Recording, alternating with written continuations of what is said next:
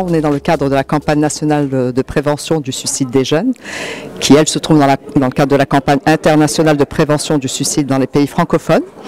Et cette année, bon, c'est quand même plus d'une décennie qu'on est sur le terrain.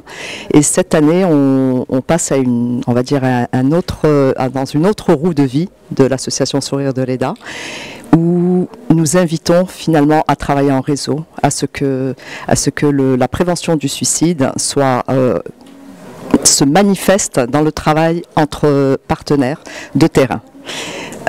Donc aujourd'hui, on a l'honneur d'accueillir un représentant du ministère de la Santé qui va faire une communication extrêmement intéressante que je ne vais pas dévoiler tout de suite.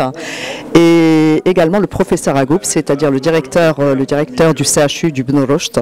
Donc ce sont deux acteurs dans le cadre d'un dispositif de prévention du suicide qui sont essentiels, parmi bien d'autres. Et donc on va en parler, c'est l'objectif de cette conférence aujourd'hui, vers on va dire une nouvelle ère qui est vraiment celle du travail en réseau pour une prévention du suicide efficace. Je tiens à remercier, à féliciter énormément l'association Sourire de l'EDA qui a pris l'initiative depuis quelques années pour parler de ce phénomène, avait le courage de parler de ce phénomène qui était un tabou dans notre société. Aujourd'hui, on va parler du suicide, de la prévention du suicide.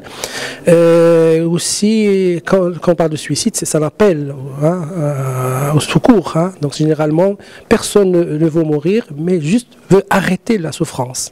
Et aujourd'hui, on parlera de tout ça. Et j'espère que la population, que les médias, que les partenaires socio-culturels, que les partenaires professionnels puissent penser à ça au niveau de l'école, au niveau du travail, au niveau de la rue. Il y a beaucoup de stress et là, il faut qu'il y ait vraiment une prise de conscience des risques de suicide. Les réels, vous voyez chaque jour qu'il y a sur les médias, on rapporte des cas de suicide et le cas de suicide est le plus important encore, qui passe au niveau des hôpitaux, des consultations, mais très peu qui passe chez le psychiatre ou chez le psychologue qui pourrait une prise en charge effective et réelle. Et là, je pense qu'aujourd'hui, c'est l'occasion de parler de tout ça et je vous invite en tant que média de vraiment de véhiculer ce message d'espoir, d'espoir, parce que comme j'ai dit, les personnes cherchent à être mieux, avoir un bien-être et ne pas mourir. Et c'est votre rôle, notre rôle aussi en tant que professionnel, en tant qu'association, de véhiculer ce message d'espoir. L'événement d'aujourd'hui portera sur l'association, sa nouvelle campagne. Vous allez voir plein de choses et moi je m'occuperai de vous présenter le comité de jeunes, ses différents rôles et comment on joue notre rôle de sensibilisateur dans notre entourage, quel rôle on joue dans la communication et comment on repère les jeunes en souffrance.